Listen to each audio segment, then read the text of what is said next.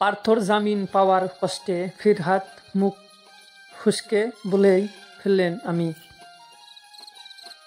2022 সালের জুলাই থেকে নিয়োগ দুর্নীতি মামলায় জেলবন্দি রাজ্যর প্রাক্তন শিক্ষামন্ত্রী পার্থ চট্টোপাধ্যায়। এরই মধ্যে শুক্রবার শিক্ষা কেলেঙ্কারিতে ইডি মামলায় জামিন পেয়েছেন পার্থ। আগামী 1 ফেব্রুয়ারি 2025 এই ইডি মামলায় থেকে জামিন পাবেন পার্থ চট্টোপাধ্যায়, এমন নির্দেশ দিছে সুপ্রিম কোর্ট। যদিও সিবিআই এর মামলায় নিম্ন আদালতে বিচারধারী, তাতে এখন জামিন অধ্রা পার্থা, তাই এখনই জেল মুক্তি নয়। পার্থ জামিনের পর বিভিন্ন মহল থেকে নানান রকম প্রতিক্রিয়া উঠে আসছে।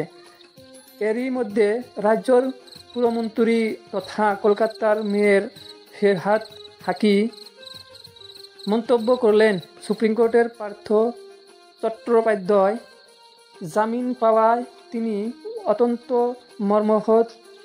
গতকাল কলকাতা পুরসভার স্কুলগুলির ক্রীড়া প্রতিযোগিতার উদ্বোধনী অনুষ্ঠানে ছিলেন ফিরহাদ।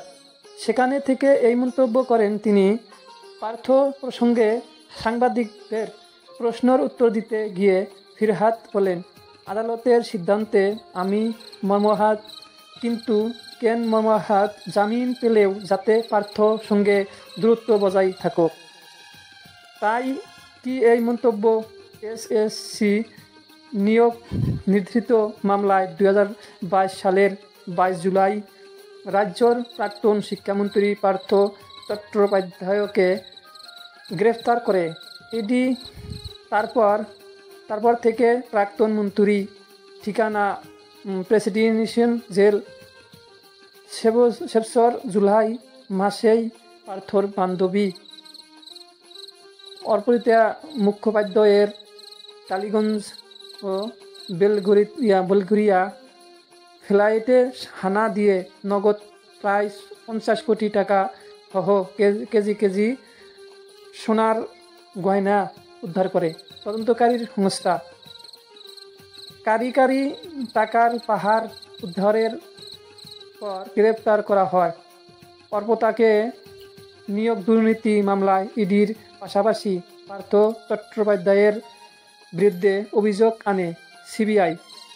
এসএসসিতে নিয়োগের মামলায় সিবিআইও পরবর্তী সময়ে গ্রেফতার করে পার্থ অর্পিতাকে। দুজনেকেই একদিকে সম্প্রতি প্রাথমিক নিয়োগ দুর্নীতি মামলাতে সিবিআইয়ের হাতে গ্রেপ্তার হয়েছেন পার্থ চট্টোপাধ্যায়। প্রায় 2.5 মাস জেলে রয়েছেন প্রাক্তন শিক্ষামন্ত্রী। আরও পুরন দুদিনে আরও 4 ডিগ্রি নামবে তাপমাত্রা। দক্ষিণবঙ্গের 5 জেলায় জারি হলো সতর্কতা। আবহাওয়া খবর। 2022 সালে গ্রেফতারির পর পার্থকে মাত্র 7 দিনের মধ্যে দল থেকে সাসপেন্ড করে দেয় তৃণমূল। গ্রেফতারির সময় তৃণমূলের মহাসচিব ও শৃঙ্খলা রক্ষা কমিটির প্রধান ছিলেন পার্থ চট্টোপাধ্যায়। রাজ্যের গুরুত্বপূর্ণ মন্ত্রী দায়িত্ব ছিলেন তিনি।